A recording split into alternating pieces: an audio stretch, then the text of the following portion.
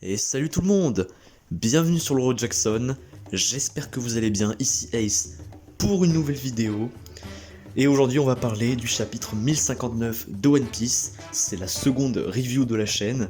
Alors déjà, un grand merci à ceux qui ont regardé, commenté, liké, abonné depuis la review du chapitre 1058, je vous remercie énormément.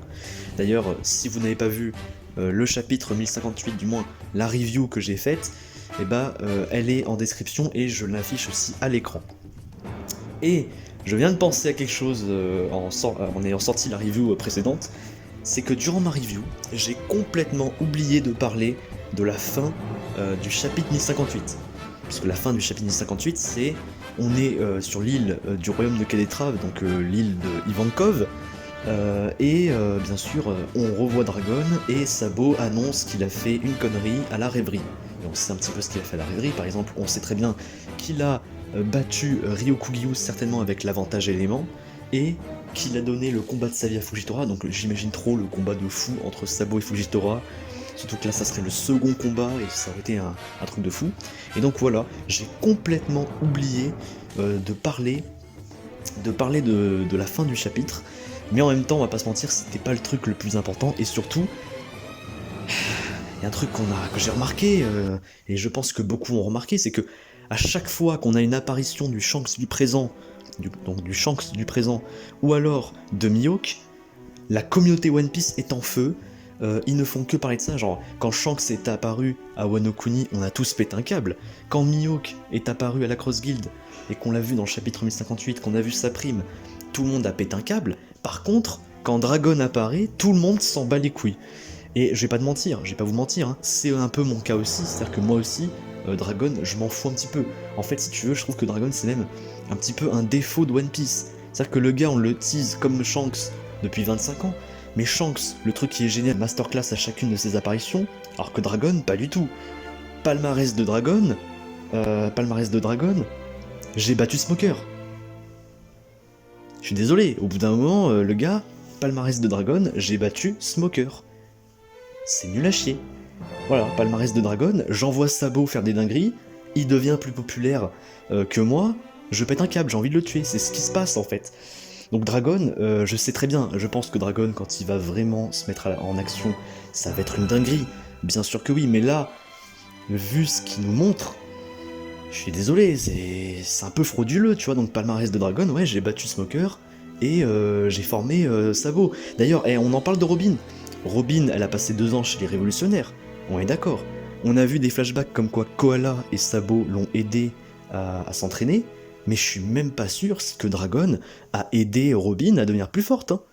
Si ça se trouve, les maîtres de Robin, c'est pas Dragon, c'est juste Sabo et Koala. Hein.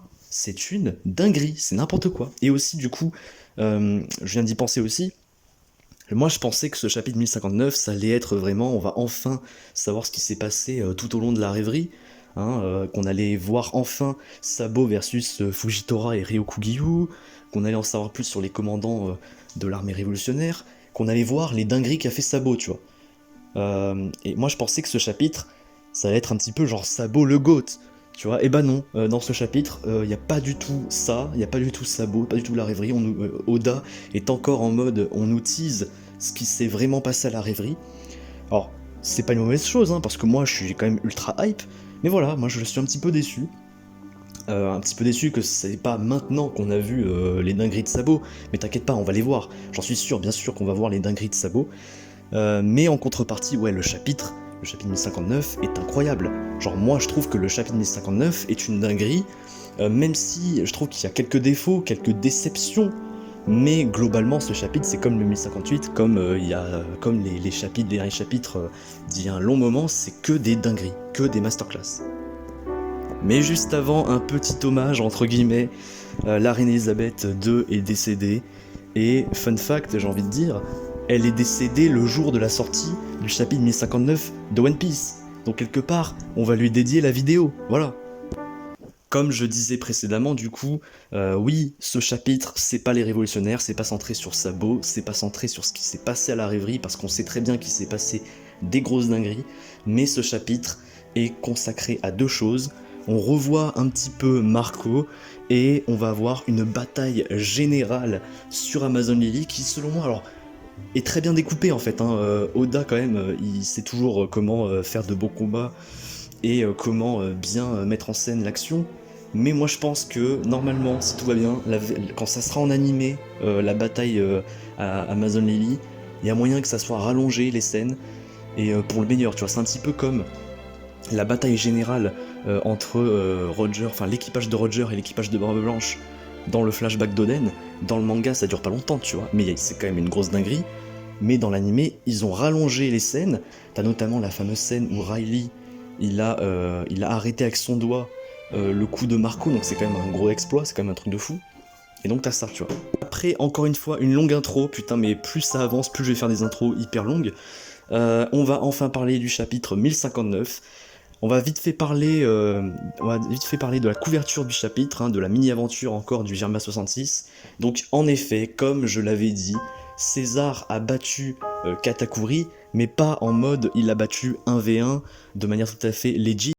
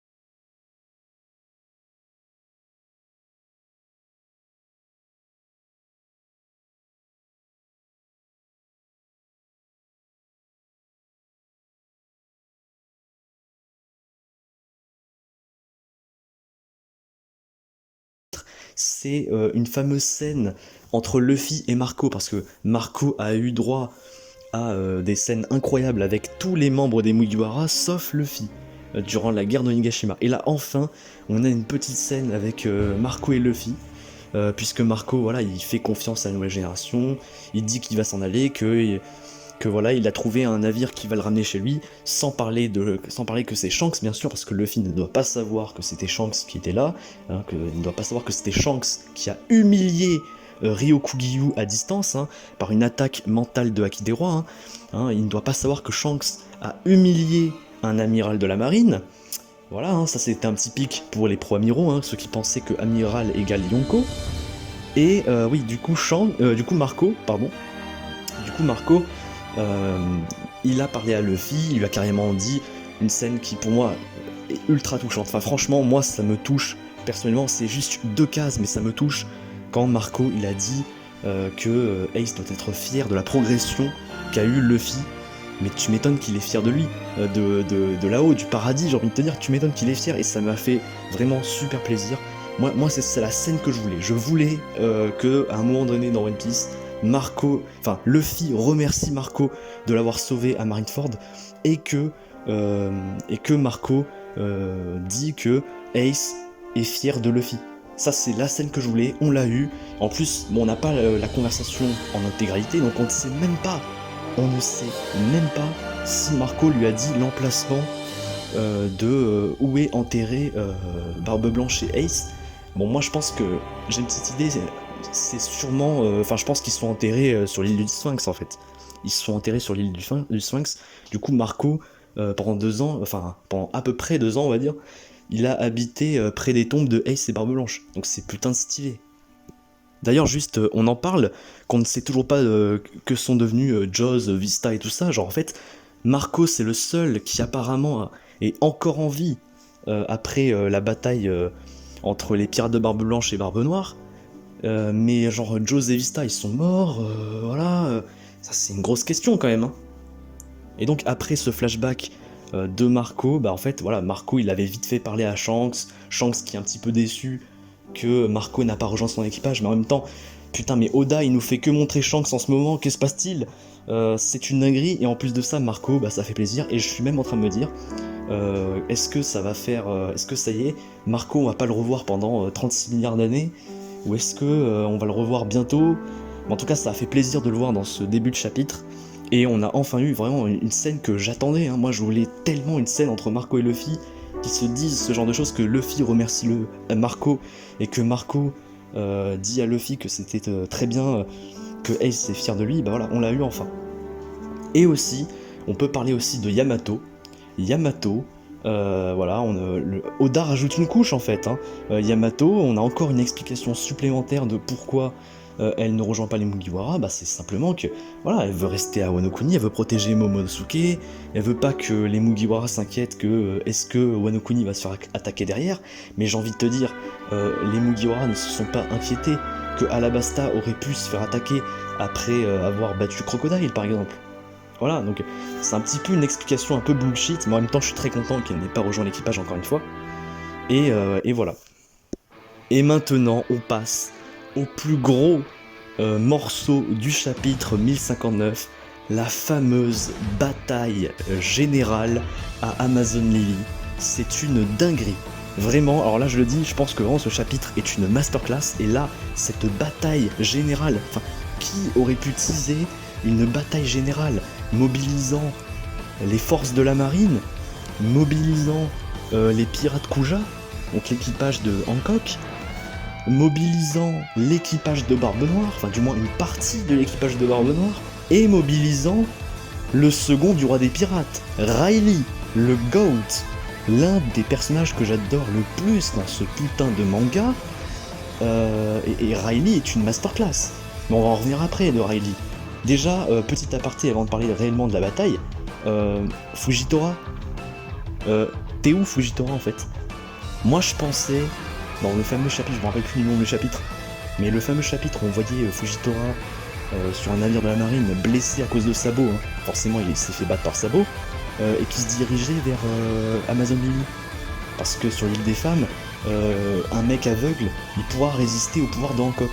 Logique. Et moi je me disais, bah là ça y est, là tu nous montres Amazon Lily, moi je me dis, on va avoir un putain de combat entre Fujitora et Hancock, on va rien comprendre à notre vie. Et au final, Fujitora est absent. Fujitora est absent, on ne sait pas où il est. Est-ce que Barbe Noire l'a détruit et on l'a pas vu? Est-ce que s'est-il passé? Où es-tu Fujitora? Moi je pensais que t'étais à Amazon Lily. Je pensais qu'on allait avoir un Fujitora versus Hancock, que Fujitora va refaire une masterclass, et moi je vais être trop content parce que Fujitora est mon amiral préféré. Mais en fait, Fujitora, je sais pas où t'es. Tu es perdu, la marine est perdue en ce moment, hein. Franchement, la marine se fait défoncer. Même moi, je n'avais pas autant envie que la marine se fasse défoncer. Moi-même qui ne surestime pas la marine, moi-même je me suis dit, Oda il va un peu trop loin, tu vois. Mais c'est une dinguerie, tu vois. Mais en contrepartie, on a cette bataille totalement folle. Donc Hancock, au départ, elle n'est pas du tout présente, hein, elle se cache et tout. Elle laisse Margaret et tout s'occuper de la marine. Il y a même un vice-amiral totalement random, hein, qui était là à Marineford, on s'en souvient, mais il est complètement nul. Et il donne l'ordre d'activer un séraphim. Un séraphim. Il donne l'ordre d'activer un séraphim, l'amiral, le vice-amiral, et le séraphim, c'est du coup le fameux SSG, la fameuse nouvelle arme du gouvernement mondial créée par Vegapunk. On sait toujours pas qui est Vegapunk, mais je pense qu'un jour on va bientôt le savoir, parce que là il y a de plus en plus d'éléments qui nous montrent que Vegapunk, on va bientôt le voir. Et donc le SSG, effectivement, c'est une dinguerie. Voilà, moi je pensais que le SSG ça allait être un truc de fraude, mais non. Finalement, en même temps c'est un peu logique, hein. Si tu abolis l'ordre des Shichibukai, voilà, et que derrière tu n'as rien pour égaler ou surpasser les forces du SCG, bah mon gars t'es un peu con en fait, hein, on va pas se mentir. Et donc voilà, et donc oui, le SCG c'est une dinguerie, et le SCG ce sont des pacifistas, les pacifistas qui sont des clones des Shichibukai enfants, et ils ont des gènes de Lunaria. Donc attends, je répète, ce sont des pacifistas, ce sont des clones des Shichibukai, enfin pour l'instant, il y a 2 Shichibukai qui ont été clonés sous forme de SSG, hein, sous forme de pacifista, et ils ont le gène des Lunariens, donc de la race de King, qui est une race légendaire, qui est une race en voie de disparition, qui est une race très forte, et qui vient des îles Célestes. Et King était le seul représentant actuel de cette race. C'était l'un des derniers survivants, et King est un personnage totalement ouf. Le Zoro versus King, on n'en parle même pas, et en plus, le passé de King, j'avais complètement adoré. Kaido qui était là pour King, qui l'a libéré de prison, et qui l'a emmené dans son équipage en étant son second. C'était complètement ouf. Et là, du coup, on en sait un petit peu plus sur les Lunariens, entre guillemets, vu que voilà, Vegapunk s'est servi des gènes de Lunaria pour créer ces nouveaux pacifistas totalement ouf, parce que voilà, Vegapunk, palmarès de Vegapunk, j'ai créé des menottes en granit marin, j'ai créé des pacifistas, donc des clones de Kuma, mais les clones de Kuma n'ont même pas un niveau amiral commandant de Yonko, tu vois, ils ont un niveau à vice-amiral, on va dire, même pas. Ils ont un niveau vice-amiral, parce que Luffy galère Luffy, avant les 2 ans, oui, il galérait face à un pacifista, il était obligé de s'allier à tout l'équipage et tout, bref. Mais voilà, et maintenant, Vegapunk a créé une arme beaucoup plus puissante. Maintenant, c'est quoi? Maintenant, c'est, eh bah vas-y mon gars, moi, je vais créer des clones des Shichibukai, hein, parce que pour l'instant, c'est que les Shichibukai qui ont été clonés sous forme de pacifista. En plus, ils sont en mode enfant, donc si ça se trouve, du coup, ouais, c'est des clones, c'est-à-dire qu'en gros, ce sont devenus des vrais êtres vivants, et pas seulement des robots comme les pacifistas. Ce sont devenus de vrais êtres vivants, entre guillemets, mais sans âme, quoi, sans pensée, ils sont contrôlés. Et en plus de ça, ils auront toujours les rayons laser de Kizaru, ils auront toujours la résistance des pacifistas, voire même améliorée, et en plus de ça, ils ont les gènes des Lunaria, et en plus, ils ont des facultés des Shichibukai qui ont été clonés. Par exemple, le fameux clone de Mihawk, il est capable de trancher un petit peu comme Mihawk, justement, comme un gros malade. Et Hancock, bon, pour l'instant, elle a pas du tout le fruit du démon, hein. Logique, mais voilà, elle se sert des rayons laser de Kizaru pour se battre, et d'ailleurs, je trouve que le SSG Hancock est très belle, et Mihawk plutôt stylé en mode gamin. Donc voilà, donc le SSG, effectivement, c'est une arme totalement cheatée, et enfin, la marine, je pense qu'elle va redevenir très forte, j'espère, parce que voilà, Fujitora, t'es où, j'ai envie de te dire, voilà, on parle d'un amiral, le gars il est pas là, on demande à ce qu'un amiral de la marine vienne s'occuper de tout ça, il est pas là, le frérot, donc c'est complètement chiant, c'est complètement con. Donc, après le SSG qui a fait des grosses dingueries, on va parler aussi de Barbe Noire, du coup son fameux plan après Moria, hein, après avoir attiré Moria sur l'île de la Ruche. Alors soit Moria il est mort, soit il a été contraint de rejoindre l'équipage de Barbe Noire. Est-ce que Perona elle est dans le coin aussi? On ne sait pas. Mais en tout cas voilà. On sait que Barbe Noire, son objectif, il s'en bat les couilles apparemment d'héros de Poneglyph, il attend simplement que quelqu'un va les rassembler, hein, je pense, qu'il fait ça, et lui en attendant, il fait son plan qui, pour moi, je pense, c'est à la fois avoir le plus de fruits du démon ultra cheaté dans son équipage, donc déjà, il a le fruit des ombres de Moria qui est un fruit très cheaté, il a les fruits qu'il a donnés à ses membres d'équipage, hein, il a le fruit de l'invisibilité, lui, il a le fruit des ténèbres et le fruit du tremblement. Et maintenant, il veut chercher le fruit de la passion de Hancock, qui effectivement est un fruit totalement cheaté. Hein. Il suffit d'être magnifique et de toucher l'adversaire pour le transformer en pierre. C'est super cheaté. Et d'ailleurs, Hancock a montré à quel point sa force est impressionnante. On a vu aussi que Barbe Noire, forcément, il one-shot un vice-amiral et toute une flotte de la marine. Logique, c'est un empereur quand même, c'est un Yonko, Barbe Noire, c'est pas n'importe qui. Voilà, Barbe Noire, il pourrait défoncer Mihawk, on le sait très bien. Et du coup, il y a aussi le fameux Barbe Noire versus Mihawk Pacifista. Et ça est un combat très intéressant, parce que, on va pas se mentir, Barbe Noire a eu chaud. On l'a vu, Barbe Noire, il a eu chaud. Quand il a vu le SSG Mihawk, le Mihawk Pacifista, il a eu chaud. Quand il a vu Hancock en Pacifista, il a eu chaud aussi. Bon, bien sûr, il a réussi à le battre. Hein, apparemment, bien sûr. Bien sûr, Barbe Noire réussit à battre Mihawk pacifista, mais il a été quand même très choqué. Il a été choqué, il a stressé, il a cru vraiment que c'était la fin à un moment. Honnêtement, parce que ce coup d'épée qui a défoncé Amazon Lily, honnêtement, il a eu chaud, parce que les pacifistas Mihawk et pacifista Hancock sont giga puissants. Et du coup, après avoir fait ça, Hancock, elle arrive, et pour moi, Hancock a fait une masterclass. Pourtant, alors Hancock, j'aime beaucoup le personnage en vrai. J'aime beaucoup Hancock, mais je t'avoue que je suis pas un fanboy de Hancock. Je vais pas dire que Hancock est la meilleure du monde, machin et tout. Je vais pas dire que Hancock va se marier avec Luffy, non, non, on s'en bat les couilles de ça.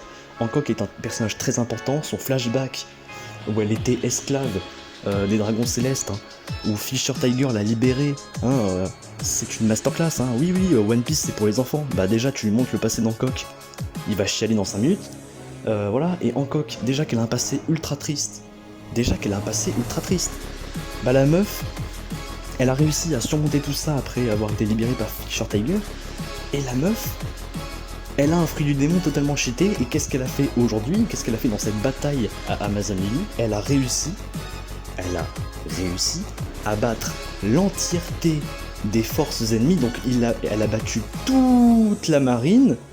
Et elle a battu tout l'équipage de Barbe Noire qui était sur place, sauf Barbe Noire.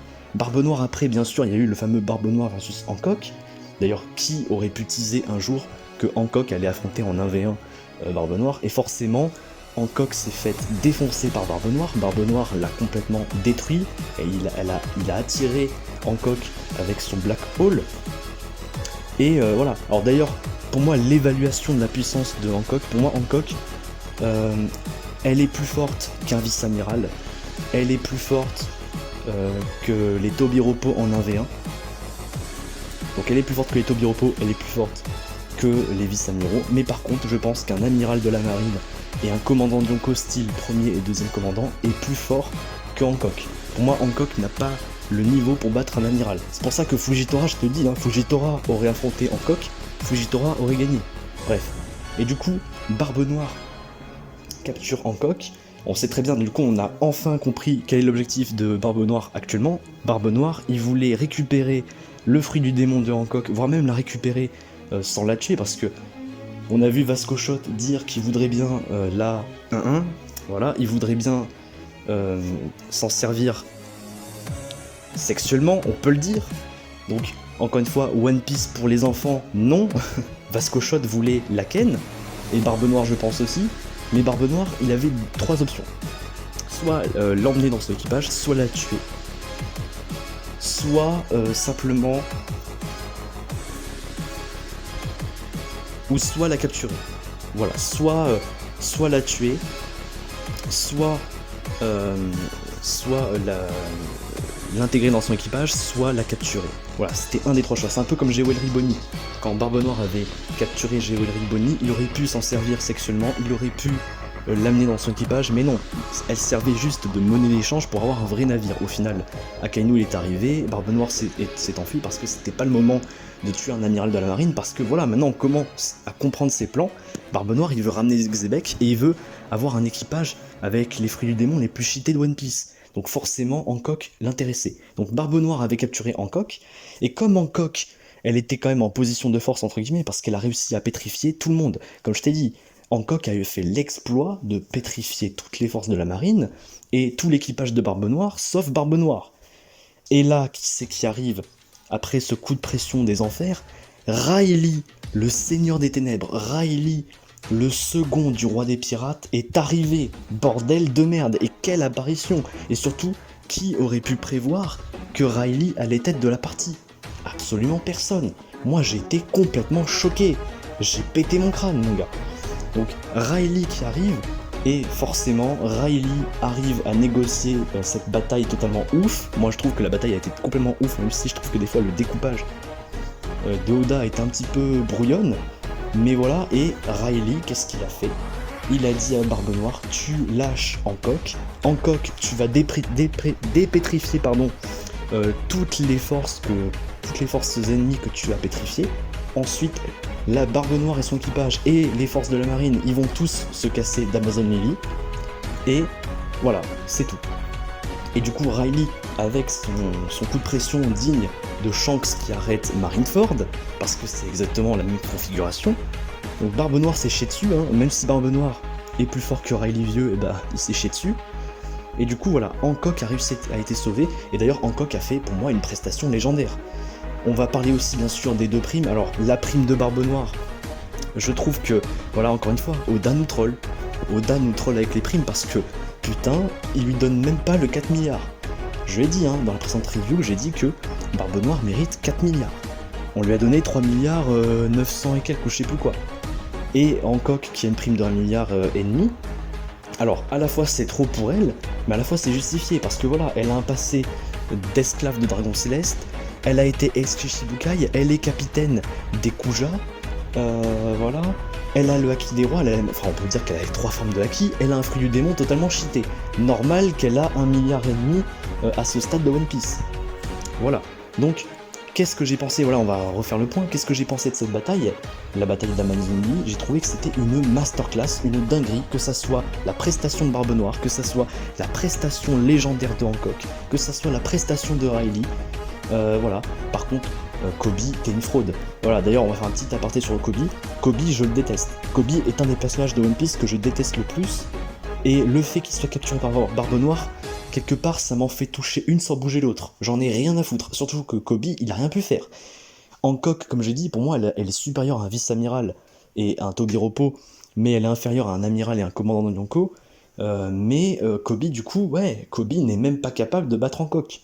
Au final, t'es qui Kobe? T'es rien, t'es personne. T'es juste le héros de Rocky Port. Mais en plus, on a compris une grosse dinguerie dans ce chapitre, c'est que Barbe Noire a été satisfait, a été content que Kobe l'ait, entre guillemets, aidé durant l'incident de Rocky Port. Et surtout, on ne sait toujours pas c'était quoi l'incident de Rocky Port. Est-ce qu'on aura un jour un flashback sur ça? Ça serait intéressant. Pour revenir à Riley, Riley, j'adore, comme je l'ai dit, hein, j'adore ce personnage. Riley est un de mes personnages préférés de tout One Piece, on peut le dire. En termes de sensei, dans all manga confondu, hein, tout manga confondu, hein, Riley est un personnage, est un maître totalement incroyable, hein, au même niveau pour moi qu'un Jiraiya, qu'un Kakashi, au même niveau qu'un, je sais pas moi, qu'un Whis, etc. C'est une grosse dinguerie ce personnage. Et Riley, encore une fois, il a fait une prestation légendaire. Et maintenant, on sait enfin quel est son niveau, du moins du Riley vieux, parce que Riley Prime, donc le Riley qui a fait de Roger le roi des pirates, on sait qu'il a minimum le niveau Yonko, voire même un peu supérieur. Par contre, le Riley vieux, on sait à présent entièrement son niveau. Riley est supérieur en 1v1 à un amiral de la marine, il est supérieur à un commandant de Yonko, premier, deuxième, mais par contre, il ne peut pas se faire un Yonko en 1v1. Riley lui dit lui-même. Riley, il a dit quoi? Il a dit, si dans une autre configuration, autre que Hancock qui a pétrifié tout le monde, et si je devais affronter en 1v1 Barbe Noire m'aurait vaincu. Donc Barbe Noire en 1v1 contre Riley vieux, Barbe Noire gagne. Du coup, ça veut dire que Kaido gagne, Big Mom aurait gagné, le Luffy actuel est plus fort que Riley vieux. Voilà, donc Riley vieux est plus faible que les Yonko, logique. Mais Riley vieux est plus fort qu'un amiral et qu'un commandant de Yonko. Ce qui veut dire que le Riley vieux, donc le Riley à la retraite, le Riley qui a arrêté de se battre, du moins temporairement, le Riley vieillissant, il est quand même capable de se taper toute la marine. Riley vieux peut détruire toute la marine, il n'y a pas un seul personnage de la marine qui serait capable de l'arrêter. Kizaru l'avait dit lui-même à Sabaody, il faut un plan pour arrêter Riley vieux. Garp il dit quoi? Il dit si on affronte en même temps Barbe Blanche vieux et Riley vieux, on va pas tenir. Donc Riley vieux, malgré son statut vieillissant, c'est un monstre. Et aussi, alors du coup, dernier point de ce chapitre, c'est aussi Shaki. Shaki, la femme de Riley. D'ailleurs, de base, j'aime beaucoup le couple Riley x Shaki. Et du coup, Shaki, on a une révélation sur elle. Elle a été l'ex-impératrice pirate d'Amazon Lily. Elle a été l'ex-capitaine de l'équipage des Kuja. Ça explique beaucoup de choses. On savait que Shaki était pirate il y a 40 ans, donc à l'époque de l'incident de God Valley, mais après elle a arrêté. Donc Shaki s'est confirmée, elle a été capitaine de l'équipage des Kuja. et certainement que Roger et Riley, à l'époque où ils étaient ensemble sur le navire et tout, de l'Euro Jackson, ils ont rencontré l'équipage Kuja, et du coup Riley a pu rencontrer Shaki, a pu certainement commencé à avoir une relation avec elle, etc., etc.